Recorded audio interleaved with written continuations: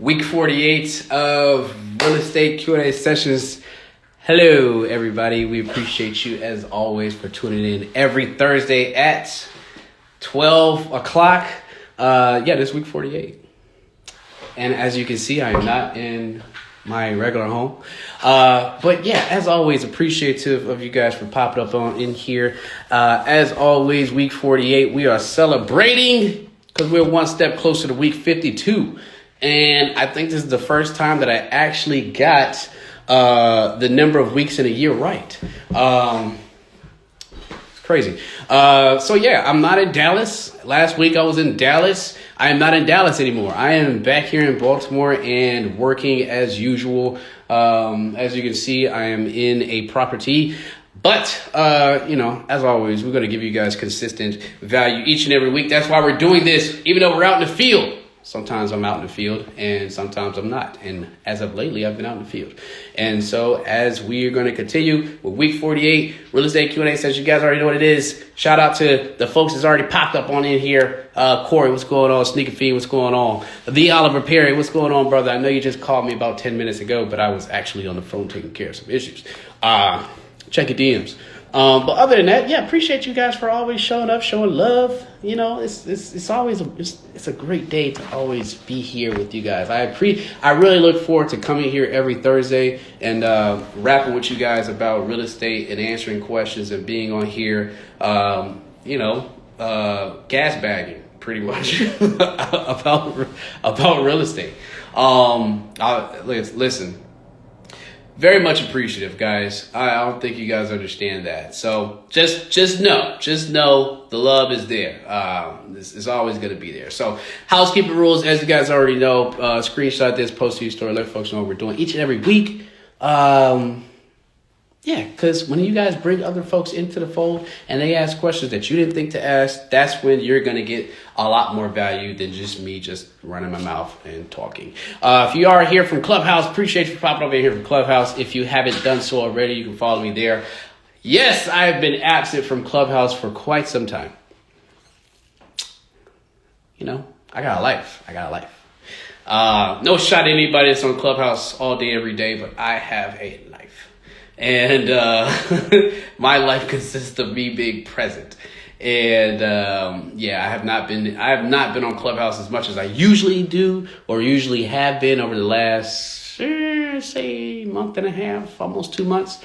But I am going to make a conscious effort to get back on there and do my two rooms a week.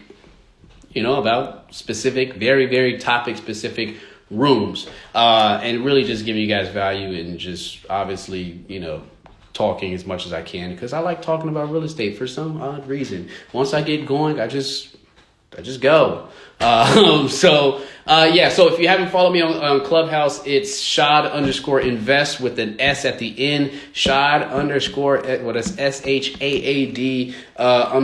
_invest. That is my name on Clubhouse. You can follow me there. And we will, I'm going to do my bi-weekly rooms. Oh, follow my club. It's the Real Estate Q&A Gems Club. By the way, that club has over 24,000 followers. 24,000 followers for my club on Clubhouse. That is crazy because I only have 3,000 followers on Instagram. But again, it's not about the followers because I don't really care about the followers. I don't care. I don't care about the followers. I really don't. But it is cool to see that. You know what I'm saying? Shout out to you guys for always being here. Like I said, we got Corey, we got Sneaker Fiend in the building. We got Oliver Perry, we got Torin, Hustler Man, Fats, what's going on? Sneaker Fiend and wrote me a paragraph and I'm going to read it here shortly. But anyway, guys, if you haven't done so already, screenshot this, post to your story, let folks know what we're doing each and every week. I want to see updates. I want to see live updates of action. That's going to segue me into what Sneaker Fiend just posted in the chat. She says, oh man, I started the FHA loan and the loan officer was on some money laundering. Because of the deposits that's hitting my account and the transfer that I make into my other account Is that normal? Let's talk about this. All right. So if you guys don't know, well, first of all, for everybody that's in the audience, not named Sneaker Fiend, can you put tap the heart emoji? Tap the little love, make the hearts flutter. The reason I'm saying that is because we want to shout out Sneaker Fiend because there's action in place. Just putting in action. Hit the little hearts in the do that flutter thing. I'm not gonna move forward until y'all show Sneaker Fiend some love. Hit the flutter thing. There you go. There you go. Yeah, there you go. There you go. Yeah. We like to appreciate action. Anyway, so on some money laundering stuff. There go the hearts. Sneaker Fiend, see, we show you love here. We appreciate you. So as far as that's concerned, that is actually normal. And the reason I say that is because, well, I don't want to say normal. Oh, shit.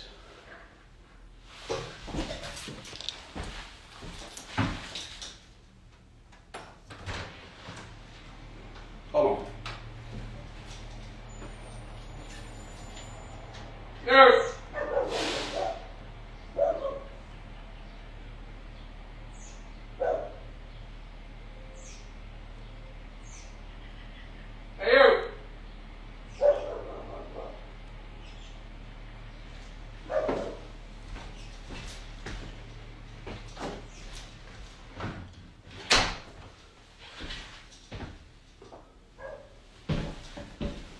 All right, my bad, guys. I'm parked in the alleyway of this house, and the garbage truck just came by. Anyway, if they step out,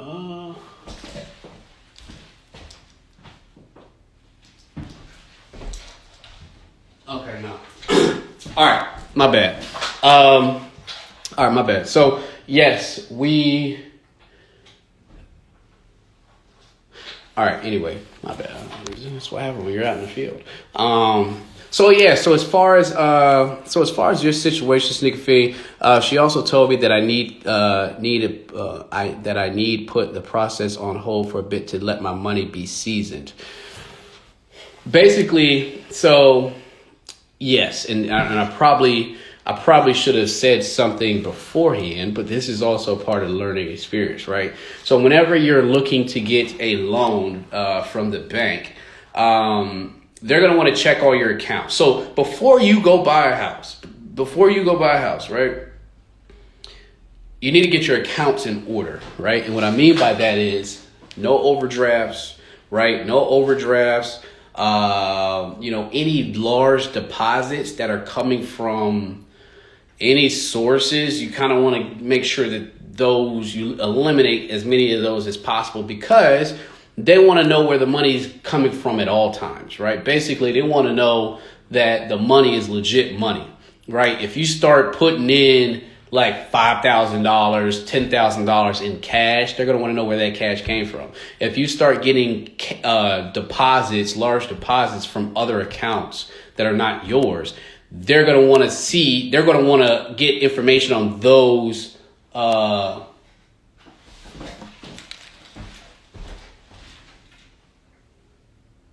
They're going to want to get information on those accounts. So let's say this, right? Let's say I want to buy a house, and my grandfather wants, let's say the closing cost is $10,000. Let's say my grandfather wants to give $5,000 of that $10,000 closing cost. Well,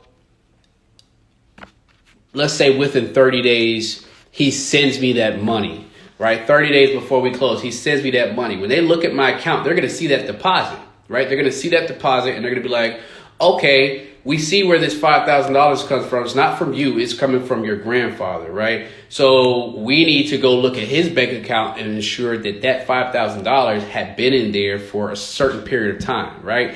They want that money. They want to know that the money is legit, basically. And it's pretty much because there's been people that, get illegal money, cash, and they dump it into their accounts and they think they're going to go buy something. And then they like, hold on, whoa, where did this money come from? Obviously, they want the money to be legal, and they want that money to know, they want to know that that money is legit yours and can be and has been in your account for a specific amount of time. So that's why you don't go make large purchases while you're while you're under contract. And that's also why if you are being gifted money from a specific relative or a friend while you're under contract, or even before you went under contract with the house, they're going to know where that money came from. And they're going to want to know if it's coming from another account or a specific person. They're going to want to see their account information, and they're going to want to know that that money had been in their account for X amount of days. So if your grandfather is gifting you that $5,000 toward your $10,000 closing, they're going to want to get that specific account's information, and they're going to see that that money, that $5,000, had been in his account for X amount of time, 90 days, 120 days, whatever the case may be. If it's coming from a retirement account, that's great, because that money usually sits for, who knows how long. But in that case, that's a perfect scenario. So if you all of a sudden, if they ask you for 90-day statements, when you're looking to get your pre-approval loan and all those, and your loan process, if you have $5,000 in the bank, and within that 90 days of bank statements, you all of a sudden got $20,000 in your account, best believe they're going to know, hey, where'd that $20,000 come from? So, in your case, Nigga Fee, they're probably going to want to see that money being seasoned, right, for a specific amount of time. Tell me how long she wants to see it seasoned, which, it's fine. Look, here's the other thing. You don't have to use them as a lender. There's plenty of lenders out here. So go shop. You know what I'm saying? Go shop and find somebody else that might not care. You know what I'm saying? But keep in mind, any large deposits, they're going to want to know where that money came from, just because they don't want to be involved in illegal money. Not saying you got illegal money, till the end of April. I mean, that's 30 days. Or 20, whatever the hell. If you feel like waiting that long, wait. But I would also shop too, and maybe boom, learning point, right? Learning question, right? If that is how your account is set up, and you just have money coming in like that, whatever the case may be, large deposits. Use this as a filter question, or use this as a question to ask future lenders, right? Before you give them any information, right? Based on your experience of how you're moving through the loan process of finding money or lenders, any experiences like this, you use this as questions to ask your next lender, right? Because you didn't know anything. You just jumped out. You started, hey, look, I'm just trying to buy a house. I got this much money. Well, now you're going through some of the nuances, and so these are things that you can ask other lenders before you start giving out your information, which is great, right? This is how you learn. You learn through experience. This is how I learned. I just went, and next thing you know, roadblock, a million roadblocks, but now I know how to navigate and ask specific questions on a bunch of different crap just because I just went. So it's not lost upon us. And I say us, the folks that's in this chat right now that were hitting the fluttery heart buttons when I told you to show you some love. It's not lost on us that you are putting forth effort. Just keep moving forward and navigate past those roadblocks. If you want to wait till April 30th, wait till April 30th. But if you want to shop and find some other lenders and see how that goes, do that, right? But now with your accounts and with those deposits, make sure that the money can be traced. That's what they want to see. They want to make sure the money can be traced. And if it can be traced, fine, right? Wait until the end of April. It ain't that big of a deal, in my opinion. So yeah, appreciate you for bringing that real life scenario question up in here. That's why we do this, right? I answer things to the best of my ability. I'm not a guru. I just know more than the average Joe, and I provide value where I can and give you guys my opinions. I'm not saying that my opinion is the right answer all the time. It is informed though.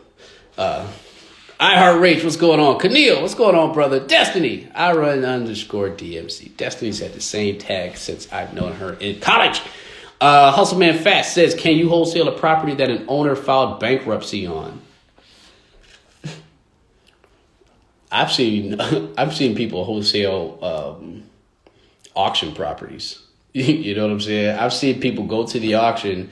I'll give you an example. I've seen people wholesale auction properties where they will go to the auction, and it's very state dependent, right? So I'll give you an example. Here in Baltimore or Maryland, let's tax liens, right? I think it's tax lien. Yes, tax lien. So they'll basically what somebody will do is they'll go to the auction. They will bid on a property, right? They'll bid on a property. Let's say they win the bid. That owner then gets notified and they get a specific amount of time to pay off that balance of the lien. If they don't pay off that balance of the lien within a specific amount of time, then the person that bid on the house, they win that house. So they have to pay that balance and the amount that they bid on it for.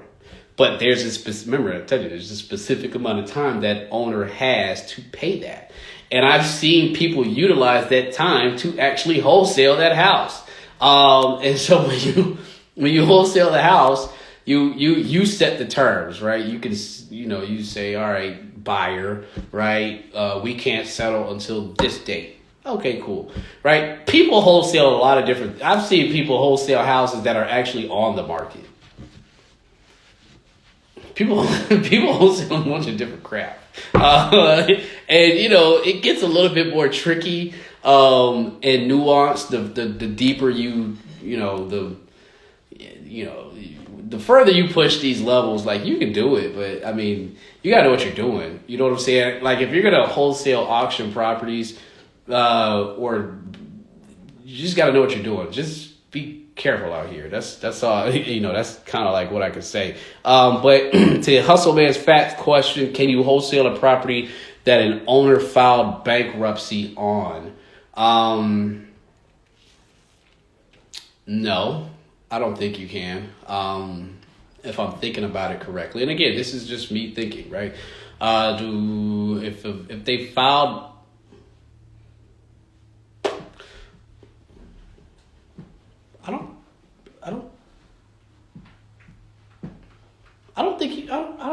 I actually think you can. I don't see the problem with that, right? Because here's the thing: the bank wants their money, right? Can you sell the property and can you sell the property? Can you get the money that's owed on the property? Can you sell it and get the money that's owed on the property and then profit off of it at the same time? You got to think, the bank only wants their money. Banks don't really give a dang about anything else, right? Like, they just want, like, this is also the same conversation about if you buy a house in your name, right? And it's an investment property. Here's the mistake people make sometimes. And I'm not saying it's a mistake because it's personal preference, but what you guys will learn is that when you buy an investment property, you put it into an LLC name, not your personal name, right? And so people say, okay, well, if you're gonna switch it, it's gonna cause the due on sales clause, and the bank is gonna, they're gonna want all their money up front, right? Basically meaning, like, if I go and try to change the name on my house without going through the proper channels, the bank is gonna see that the name is changed and I sold the house without them knowing. Then they're gonna want all the rest of the remaining balance of the loan back immediately. That's why if you put your house in your name, it's kind of you're kind of stuck with it. You can change it, but it's kind of got to go through some channels. The bank doesn't care, right? And they won't really know. So yes, you can change the name. If you put your house in your first name, in your name, a rental property or an investment property in your name, and then you change it to an LLC. Again, I'm not a lawyer. Take this however you want to. You can change that name of that house to an LLC, right? And as long as you're making payments on that house, you're probably not going to get a call. But you will get a call if you stop making payments and they'd be like, oh, you don't own this house anymore? Basically, yeah, you get what I'm saying. As long as you're making payments on the house and the bank's getting their money, you're probably not going to hear from them. Anyway, Hustleman Fast says, I have the back end buyer already. All right, so what's stopping you? In fact, let's do this. Let's do this, brother. Let's do this. Come on up here, brother, and show me. Let's talk about your deal that you got. I invited Hustleman Fats on to the stage to discuss his deal. I'm curious to know what's going on with that. Guys, if you haven't done so already, Beautiful Libra, what's going on? 925, Beautiful Libra 925, fat ass Dave, what's going on, brother? How you living, man? Can't. I'm at work. So give me some. So you have the back end buyer already. Do you have the house under contract? Do you have the house under contract? And did you get the final payoff statement? Do you know what exactly is needed to remedy the bankruptcy? How far into bankruptcy are they? That's another thing, right? How far into bankruptcy is the client, right? Are they past the restitution point, right? Because there's certain points where the bankruptcy will they'll be like, all right, you can pay back, we're trying to work with you, hey, work with us, put together a plan. All right, you know what? Screw it. We're going through this bankruptcy. So how far within the bankruptcy process is it? While Hustleman Fast gives me details in the comment section below, guys, feel free to ask your questions right there in the comment section right there and or in the question mark button right there. You guys know this. Most of you guys have been here before. Also, housekeeping rules as always. Screenshot me, post to your story, let folks know what we're doing. I don't want to be on your damn feeds. I don't want to be on your feeds. I just want to be on your story. Post me to your story, tag me, and let folks know what we're doing each and every Thursday at 12 o'clock. That's what we do, 12 o'clock. Today was 12:05. I always say 12 o'clock because I'm on CP time, right? Sometimes I show up 5 minutes late, 10, 15, 20. Doesn't matter. Guys, if you have any questions, feel free to ask. This is week 48 of Real Estate Q&A sessions. If this is your first time here, welcome. If this is not your first time here, welcome again. I'm always appreciative. Guys, we are shooting for 52 weeks, and we are almost there. So, as always, bringing you nothing but consistent value each and every week. Here's the other thing. I got, for all 5 of you that's watching right now, I'm going to try something. And I probably you know what? I'm going to wait till next week. And where's my accountability people? I've been telling y'all to hold me accountable for like 3 sessions now. I've literally been telling y'all to hold me accountable for 3 sessions, right? The reason I say that is because I told you guys like 3-4 weeks ago, back in week 42, whatever, that I need to put this show on YouTube. And I told you guys, hold me accountable, that each week, if I show up, you get my ass. I get on y'all about being active and proactive and taking action. I need y'all to hold me accountable too. That's why we here. Listen, I'm not here to gas bag and just be the man. No, I need to improve my stuff. And cause I told you, Instagram is not a place where people want to watch hour-long videos. YouTube is. So, by next week, I need somebody to pop in this comment section and say, did you put the show on YouTube? All 5 of you. All 5. I see every single one of y'all that's on this show right now. I see you.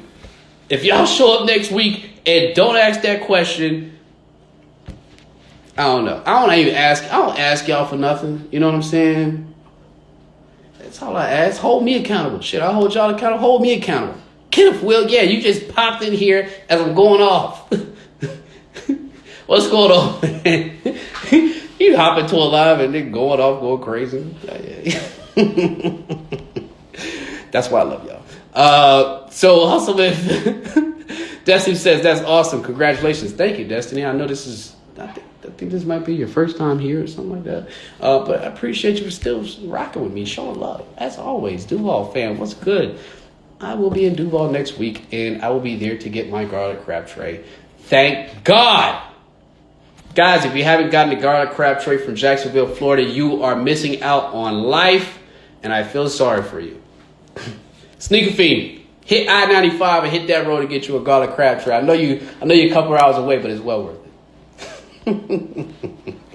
Shout out to Kid of Will. Our Destiny says, you got it, dude. Thank you for holding me accountable.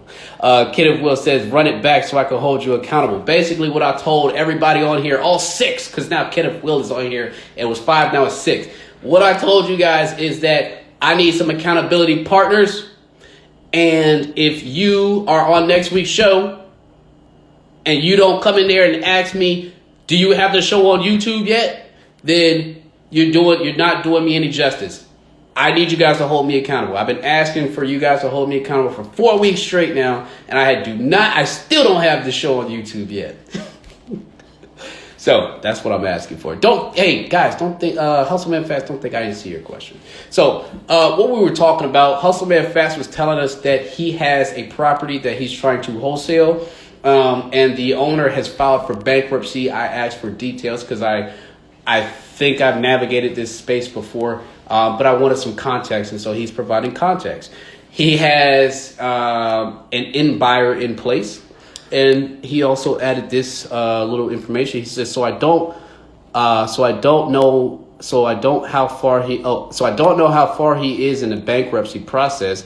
I have it under contract for what he owes. It's at the title company already, just waiting for the info back. Back end buyer contract locked in.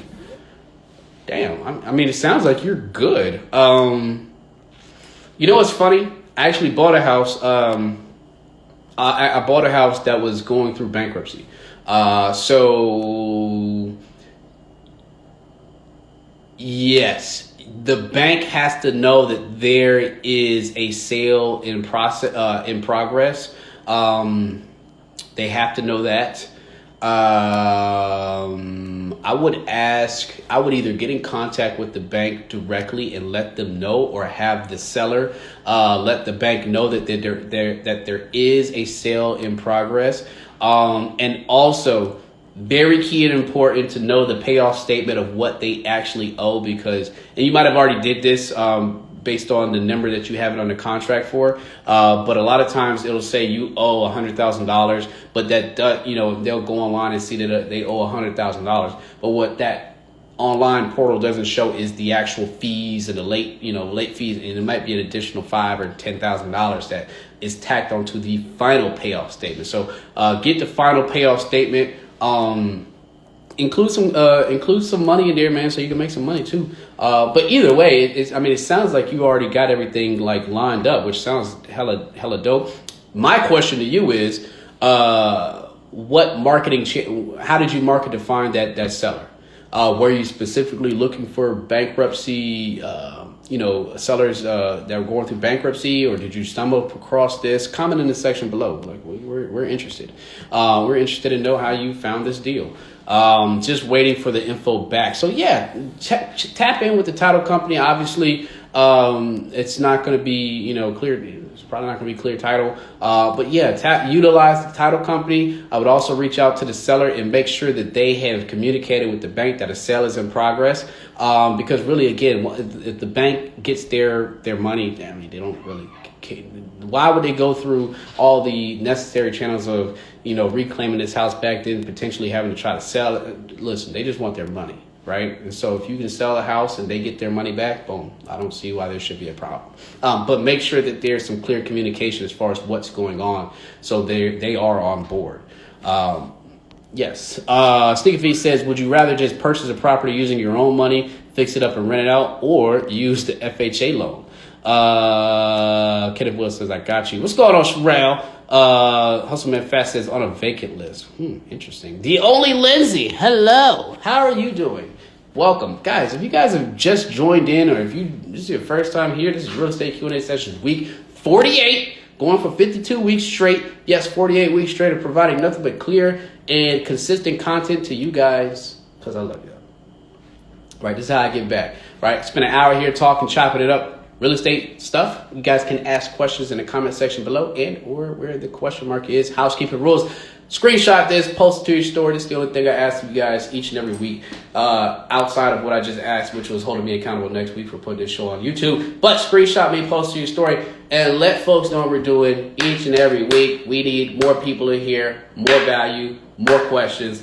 That's what this is about. So, back to Sneaker Fiend's question, which was, would you rather just purchase a property using your own money, fix it up and rent it out, or use the FHA loan? Now, you guys know how I feel about this. I think you do. Somebody told me a long time ago, I can't remember who it was or if it came from, I think it came from an investor, but they said, unless you have $500,000, don't go buy cash. Take that with a grain of salt. I don't have $500,000, but I've also bought a house cash. I don't have a lot of money either. Guys, y'all ain't thinking I have a lot of money. I don't. When you deal directly with sellers, you can structure deals in the best way you can, right? Hustleman Fast, I'll try to tap back in, gotta get back to work. Hey, shout out to you for stopping in here, man, and dropping a deal, man. Y'all show some heart emojis to Hustleman Fast. Heart emojis, all three of you guys, or four of you guys that's in here, heart emojis. Shout out Hustleman Fast, appreciate you for dropping a deal in here. That's what we like to see. We like to see content, real content. I don't have to gas bag all day. The only Lindsay says, hey hun, hey, appreciate you for popping up in here as always. Hopefully you pop up in here more, because we like to see you guys nice emojis and names show up on the show, because I always shout out everybody that shows up in here, because that's how I show love. This is not about me, this is about y'all. I always make it about y'all. So as far as buying a house, let's say, here's the thing. When you have a house, when you have money, let's say you got $20,000. You can go buy a house, right? You can go buy a house and renovate it and, put money into it, but, and rent it out. But that's different than flipping. So if I took $100,000 of my money and I fixed up a house and I renovated it and I sold it for $150,000, I just sunk $100,000 of my money into that house. Now that while that house is being renovated, I have an extreme amount of risk in that house, because that $100,000 is in that house. It was bought and it's now being renovated. That $100,000 is at an extreme risk, because if I can't sell it, if the wind blows it over, whatever, that money is in that house. It's in that house until I go and sell it. So if I'm flipping it and I want to go back and sell it, if I'm flipping it and I intend is to sell it, I'm shitting bricks until the day that house closes, because that $100,000 is in that house. Now think about if I'm not flipping it and I'm renting it. That means I'm going to do the same thing. I'm going to buy that house. I'm going to renovate that house. And then I'm going to rent it. That $100,000 is still in that house. And the only way I'm getting that $100,000 back is by collecting $1,000 every month. So how long do you think it's going to take me to get that $100,000 back? It's going to take a long time. And while it's taking a long time and I'm collecting $1,000 each month, yes, I'm chipping away and I'm getting that money back incrementally over each month. That money is still at risk. And that money it's in the deal. I can't get that money out unless I refinance it. So you're always going to have, if you buy cash, that money is always going to be at risk. Think about it like this. We were just talking about it today. If you bought that house for $100,000 cash, bought it, renovated, right? And now you're renting it or whatever. the market turns. And so now that house is not, let's say your house was worth 120. Now it's worth 60. Oh, you're stuck. That money is stuck. You can't do anything. You can't sell it. The house is only worth 60,000. The market just tanked. Don't think for a second with all these offers that's going, like with the amount of cheap money that's out here, and as competitive as it is out here in this market with these houses going up and getting all these high offers, 20K, 30K, 50K, 70K over list price.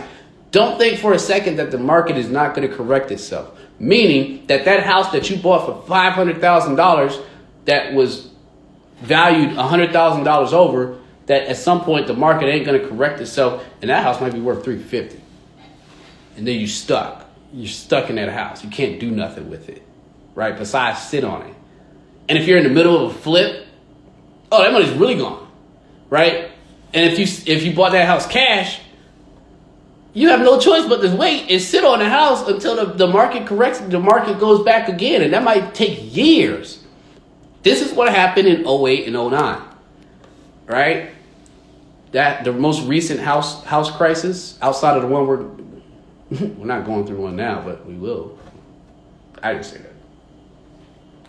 that. What do I know? Anyway, Phase question. If you buy a house cash and you renovate it, that's fine. That's great. If you're flipping it, you're going to get your money back, hopefully. But while you're renovating it, that money is at risk. If you're renting it, that's fine. Just know that money is going to be stuck in that house either until you get the amount of rent back for it and it pays itself off, or you refinance, or you sell it. The other side to this is leveraging other people's money, which is the question that Sneaker Fee asks, right? Buy a house cash and, fix it up, or should I, use a loan? I'm going to err on the side of utilizing other people's money. Everybody does things differently. I was just at that real estate conference in Dallas, and a gentleman told me he buys all his houses cash. That's great. I'm glad you got it like that, brother. Very glad. But majority of Americans don't have it like that, right? Shut up. Listen, throw a hand up, throw an emoji hand up if you got it like that. Actually, don't do that. I don't want to put y'all on blast. Some of y'all got deep pockets in this chat. Some of y'all got deep pockets in this chat. Anyway, he buys all his houses cash. And there's a good reason for that, right? But you have to have the capital to do that and still be okay, right? Because once you put that money in that deal, that's it. That's it. So I'm always going to err on the side of leveraging other people's money while I don't have any money, right? So if I have $20,000, I'm going to go try to leverage that $20,000 so I can get a loan. So I'm not utilizing all $20,000, right? If I have $100,000, you know how many houses I can go buy with $100,000 by using other people's money? Listen, if I told you guys, if one of you guys DM'd me and said, hey, I got $100,000, how can I deploy this to multiple? Hire me as your consultant, and I will tell you how to go buy 5 to 6, 7 properties with that $100,000 in a short amount of time. Hire me as your consultant. I'll tell you how to do that. But yes, go leverage other people's money, right? The name of the game is to not spend your money unless you got it like that. If you got it like that, by all means, go ahead, knock yourself out, right? But if you don't, and you have a specific amount of money, why spend all of that and then not have anything after? Right? Because if you're talking about rentals, by the way, just let you know, they are money pits. I come on here to keep it funky with y'all. I don't know about anybody else. I don't give a damn, right? I'm not trying to sell y'all on nothing. I'm not trying to tell y'all the world is perfect and investing is a peachy game. I'm here to keep it funky with y'all, so when y'all do get in the mix, or as you guys move further, you guys the expectations are understood, right? That's the name. That's where I give you guys like the expectation. I'm here to keep it funky with y'all. I don't lie. I don't tell y'all it's rosy. Listen, rentals are money pits. They always need money going toward them throughout their life expectancy in your portfolio. So if you have $20,000 and you go spend that $20,000 and you buy a house, all $20,000, what are you gonna do when the house is bought, is renovated, and it takes 2 or 3 months or 4 months to find a tenant? How are you gonna? What are you gonna do? What are you gonna do when that house, has XYZ break or whatever? What money are you gonna use? Listen, you gotta have money saved for a rainy day. You just need reserves. You need reserves. You need reserves. I say it one more time for the people in the back. You need reserves. Always have reserves. You can go buy a house and be broke after that. What purpose does that serve? Right? Unless you got it like that. I'm only talking like this for the people that don't got it like that. Don't go spend all your money. Leverage your bread. The name of the game is to go spend somebody else's money. Right? So much so that I will tell you this. A developer told me as, some advice. He said, after a certain point, the number of you buying a house is not special, right? That's not going to be a special thing, right? After you get to a certain point. Oh, that's the table squeaking. He said after you buy a certain number of houses, that's not cool, great, right? That's not the name of the game. Once you elevate, what becomes special, what becomes notable is how you get these deals financed, right? That's where anybody can go buy a house. But how do you get it financed, and how do you leverage, how do you go buy a house without spending, how can you spend less and buy more?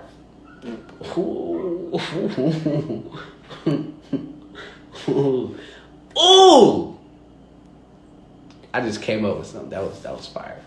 But that's basically what he was saying. How you structure deals is going to be what's important, not how many houses you buy. How you structure those deals, because if you over leverage or if you spend all your money buying X amount of houses, I'm going to be way better off if I'm able to put in as little bit amount of money as I can as possible, and I have the same amount of houses.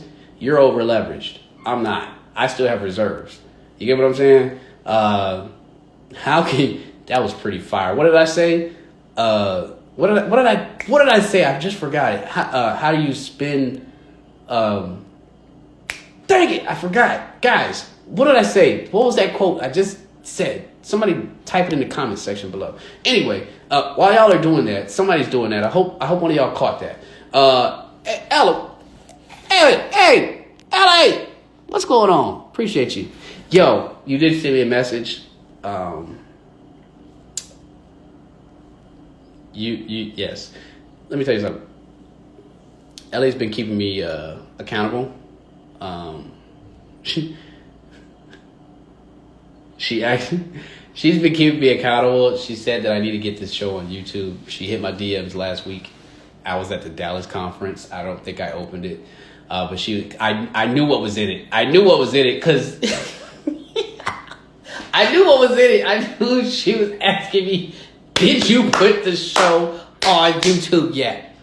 And if you know, I know you popped in here late. I literally had a whole rant to everybody that was in here earlier about holding me accountable and how I've been begging them to hold me accountable for 4 weeks straight. And I had a whole rant about that and literally told people if they show up next week, I'm looking at everybody that showed up today. If y'all pop up in here next week and don't ask me why I don't have the damn show on YouTube, I don't know what I'm going to do, but I'm going to do something, right? And so I had a whole rant, not remembering that I literally have somebody in my DMs telling me, get my show on YouTube. I will. And also to post my, y'all know, y'all know, everybody's been rocking with me for 48 weeks straight. You guys know that I usually post that little flyer to my story, and she's been telling me I need to post it to my actual feed. I have some homework to do. I have some things to do. But this is why I fuck with y'all. Excuse my language, because I don't like cussing on here, but this is why I rock with y'all, right? This is a community, right? Community of love, right? Real estate love. Thank you. How do you buy more while spending less? Put that.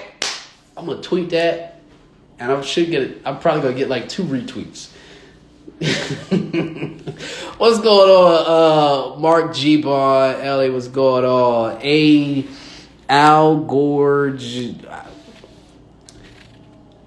Algel Gardening. Hello. Alexandra Morton, what's going on? Ryan, what's going on, brother? What's going on, man? Appreciate you popping up in here. Guys, if you guys haven't done so already, screenshot this. If I provided value to you today, that's a better question. Because look, I know who's the loyal screenshotters and posters to their story. That's Sneaker Fade. Sneaker Fade's always on it, right? Here's the better question. If I provided value to you today, screenshot this and post it to your story, tag me, and let folks know what we're doing each and every week. I got you. I guarantee you I'm going to get more than just Sneaker Feed posting me to their story. If I provided value to you today, screenshot me, post to your story, let folks know what we're doing each and every week. Tag me, please. This is the only thing I ask of you guys. And as you guys already know, this is housekeeping rules. Now, I know I just saw Ralph Oliver pop up in here who asked me a question via my comment section under one of my photos. I'm going to get to you real quick. But I have to say, hey, this is week 48 of Real Estate Q&A sessions. Each and every week, 12 o'clock. If I'm late, excuse me, I'm on CP time. But provided you guys value for 48 weeks straight, we're shooting for 52. If you guys don't know, you can ask your comments. You can ask questions right there in the comment section below and or in the question mark section right there. I feel like this should be a real show. It is a show, but I feel like this should be a real show. I feel like a talk show host when I do this. I feel like this should really be a show, and I need production. I think that is something that should be real. Yeah, I think that's real. I think I can do that. Anyway, for Ralph Oliver, so he asked me a question. I don't know if you guys, I've been posting a lot lately over the last week. I've had a lot of things happen, right? I literally passed last week, Thursday. No, what's today? Today's Wednesday. Anyway, last week, literally yesterday, I was telling my client that it was Tuesday, and he was like, dude, it's Thursday tomorrow. Yeah, so I'd be everywhere. So anyway, last week I took my MHIC test and I passed, basically meaning that I am on my way to becoming a licensed contractor. Now, people automatically assume that, hey, that means that Rashaad's going to be in the houses banging away. No, this is business moves, right? I only make business moves to create more business, right? And so for me, no, my plan is not to be, don't get it twisted. I have a truck full of tools right there, and I can get it in times 10 with almost anybody out here when it comes to, handyman type stuff. I'm in the field. I know what it is. I know I can talk the language. I can do it, right? But that's not the point. The point is creating more business, and I do have a home improvement company, which I will officially have license, and it's another stream of business, another legit thing that I can tab, and I have some things in place to create actually 2 more businesses. So that was that move, and he asked me, Ralph Oliver asked me, how was the test? Basically what you got to do if you want to get your MHIC license, and you don't have to be somebody that's out there hammering away in the field and all that kind of stuff. You don't have to do that to get your MHIC license, right? And you don't have to have prior knowledge of, doing your, you got to have experience, yes. If you want to. But if you go get enrolled into a prep course, most all prep courses are going to guarantee, 90% pass rate, 100%. You know why they say that, right? It's because they damn near teach you to test, right? And so you enroll into a good prep class. My prep class was 2 Fridays, so it was the first Friday and second Friday of March. You enroll in those prep classes, and they're not gonna. Some will give you maybe give you like a fake final exam or whatever. It's not like the real estate license, but they might give you like a fake final exam. You take that. It's really whatever. And they're gonna give you the book based on wherever you're located. They're gonna give you this book that tells you everything. Here, the test was open book. Test was open book, so that was all great, right? So they basically, I did a virtual course 2 Fridays in a row for like 5 hours. It was very boring.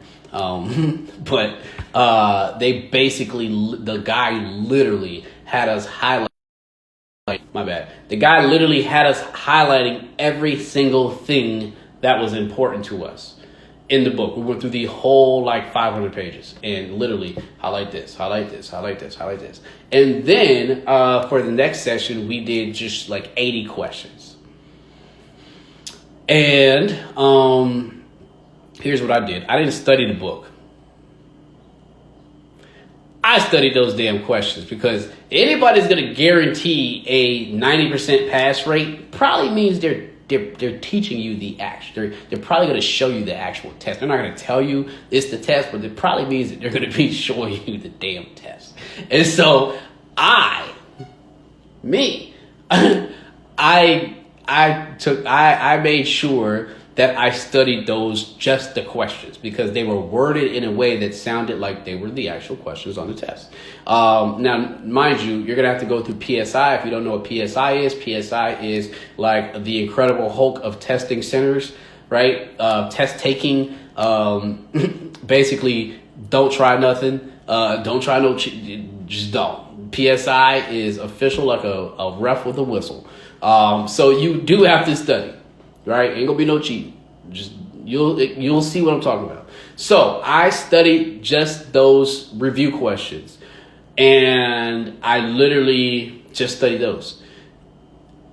Once you apply, right? Once you apply, you're then going to have to wait for PSI to give you to call you back or to email you to say you got approved to take the test. Then you schedule to take the test. Once you go take the test. Now, here's the problem, right? Like my real estate license, where if I fail, I can go take the test tomorrow, right? I can go take it again and again. I got to keep paying $60-something, but I can go keep taking it again. That wasn't open book. If you go get your MHIC license, it's open book. Well, here in Maryland it is. But since they're giving it to you open book, you better not fail. And if you fail, you got to wait 30 days to retake the test. And if you fail again, you have to wait an additional 60 days after that. So basically, long story short, study the more pertinent things. That is what I've learned when I've gone to take my real estate license and gone to get my MHIC license. A lot of these things that they teach you, they're great to know, but applicable, how often do you run into these type of things? It's not that often.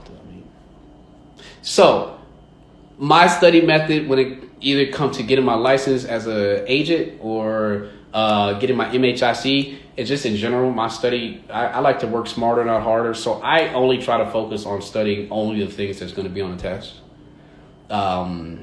Literally, that's it. I'm not reading all million chapters of work. I'm not doing, if it's highlighted, I'm okay, there.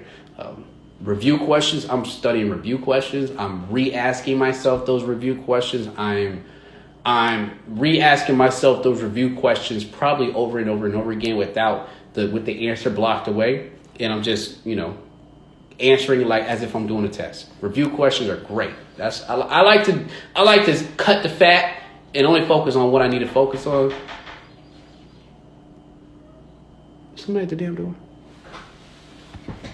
Oh yeah, somebody is. Oh man, it's my contractor. You guys get to see some stuff.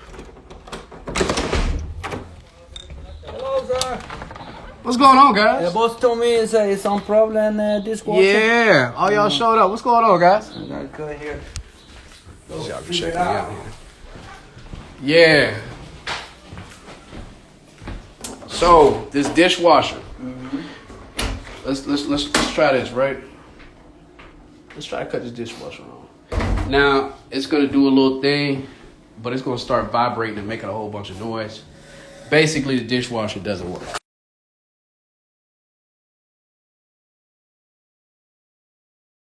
I've been sitting here for probably about 2 hours. How's it cut off? Oh. So outside of that, guys, we're gonna go ahead and conclude. Ralph Oliver says I was going to take ZTO, but it seems overpriced. I only paid $250, which was for my my course, my books and all that kind of stuff. So it was pretty cheap. But you got to think about it like this. If you're going to be able to create another stream of income and you're going to pay a couple $100, it's going to be worth it. Right? Of course, shop, but don't get don't get too hung up on that kind of stuff. All right? That's my advice. Got any more questions, hit me in the DMs. Guys, I'm going to go ahead and slide out of here because I got business to take care of. It has been a pleasure. Past that connect, I already have the book. Got you. What, DM me the state you're in. Are you in Maryland? Just trying to charge me. Oh, no. What state are you in?